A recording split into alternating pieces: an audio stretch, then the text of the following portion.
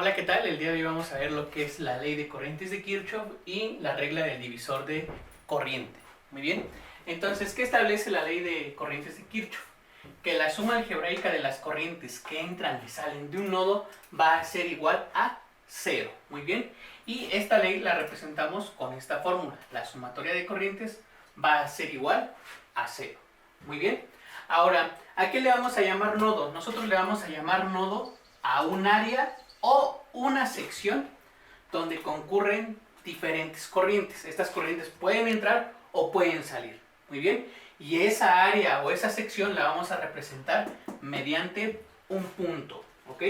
Entonces, en este nodo van a poder entrar o también salir corrientes. Muy bien.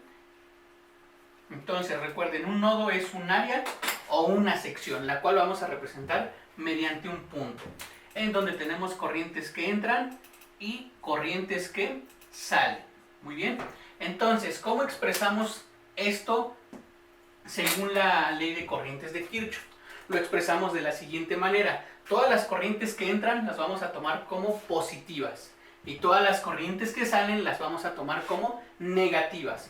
Por lo tanto, nos queda de la siguiente manera. Corriente 1 entra y queda I1. Corriente 2 sale, menos corriente 2.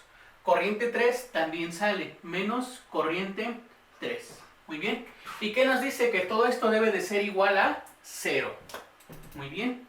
Igual a 0.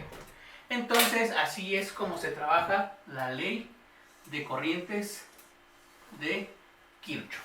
Muy bien. Ahora, vamos a ver qué es la regla del divisor de corriente. Muy bien. Este es un método que nos sirve para calcular la corriente de cualquier rama de un circuito en paralelo. Muy bien.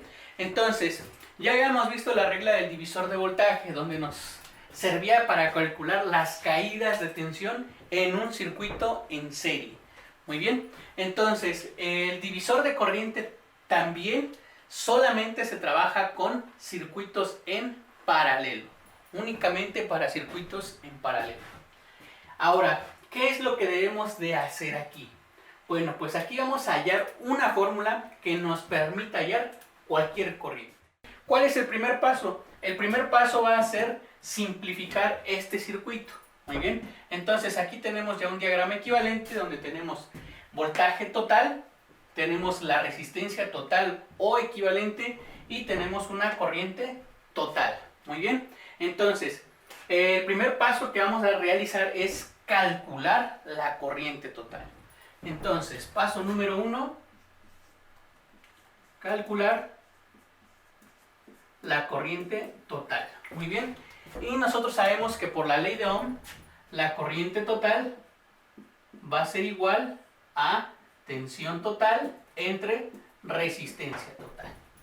Muy bien. Ahora, el segundo paso va a ser calcular el voltaje o la caída de tensión en la resistencia X. Muy bien. Entonces, segundo paso, calcular la tensión en X. Muy bien. Ahora, ¿cómo calculamos la tensión en X? Pues igual utilizando la ley de Ohm. Tensión en X va a ser igual a la corriente en X por la resistencia en X. Muy bien.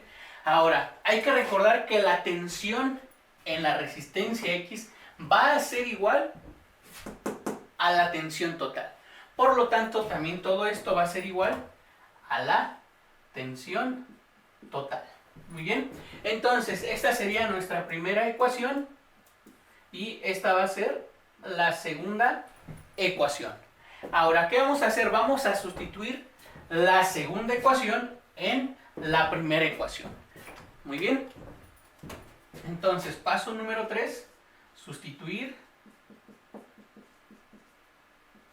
2 en 1. Muy bien. Ahora, entonces, ¿cómo nos queda esto? Nos va a quedar que la corriente total va a ser igual a la tensión total, pero la tensión total es igual a la tensión en X.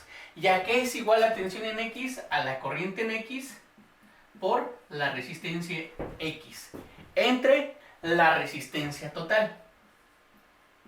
Muy bien. Ahora, ¿qué es lo que nos interesa a nosotros? Pues calcular la corriente X. Muy bien. Puede ser la corriente 1, la corriente 2, la corriente 3, cualquier corriente dentro de un circuito en paralelo. Muy bien. ¿Qué hacemos? Simplemente despejar la corriente X. Despejar corriente X. Muy bien. Y esta sería la fórmula general del divisor de corriente. Muy bien. Entonces nos va a quedar que la corriente X va a ser igual a la corriente total por la resistencia total entre la resistencia X. Muy bien. Esta es la fórmula general del divisor de corriente. Muy bien.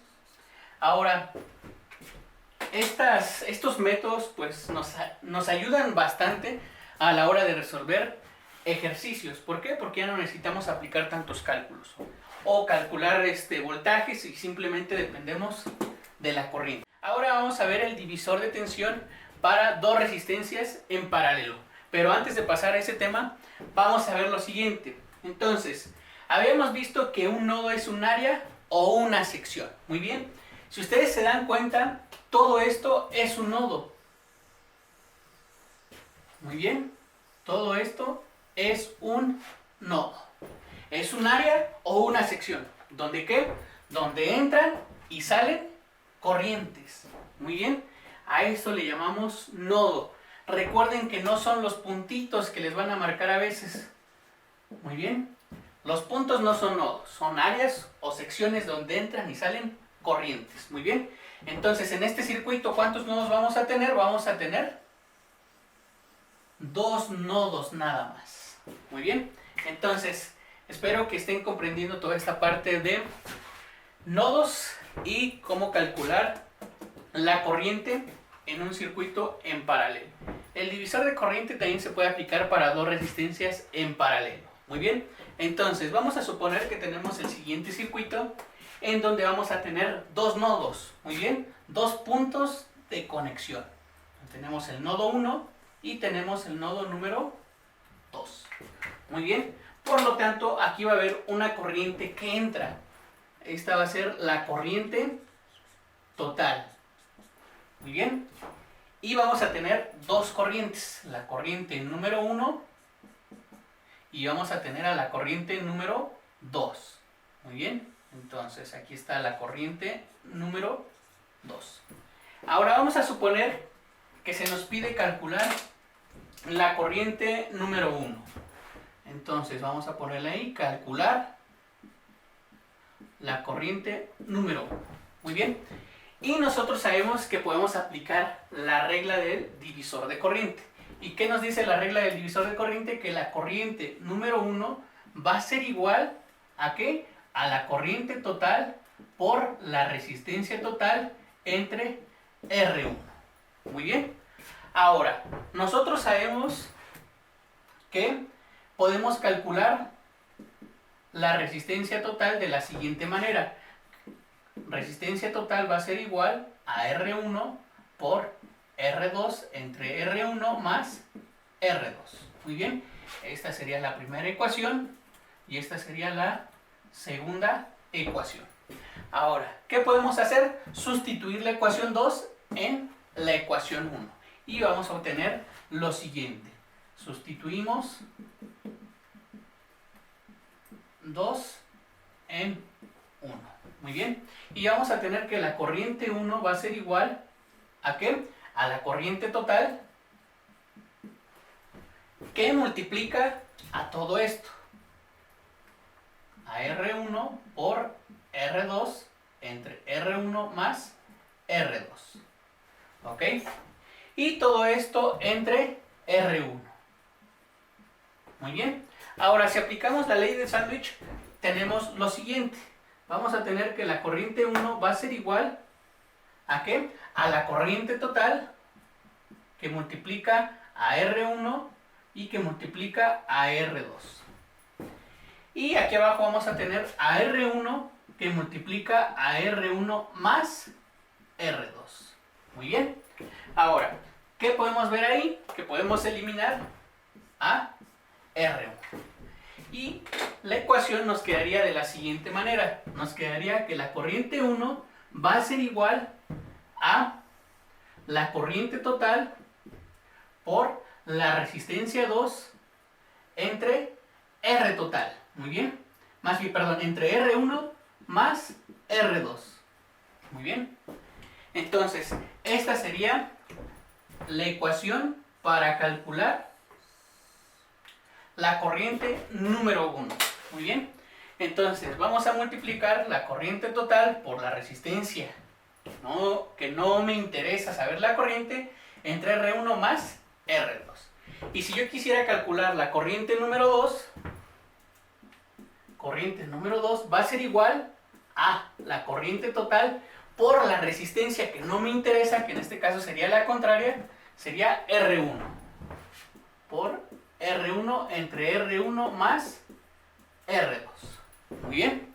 Entonces, esta sería la otra ecuación para calcular la corriente número 2. Muy bien. Entonces, está muy fácil de aprendernos estas dos ecuaciones. Recuerden, siempre es multiplicar la corriente por la resistencia que está enfrente. Muy bien. En este caso, si yo quiero la corriente 1, multiplico por R2. Entre la suma de las dos resistencias. Y en el caso de la corriente 2, es corriente total por la resistencia que está enfrente. Muy bien.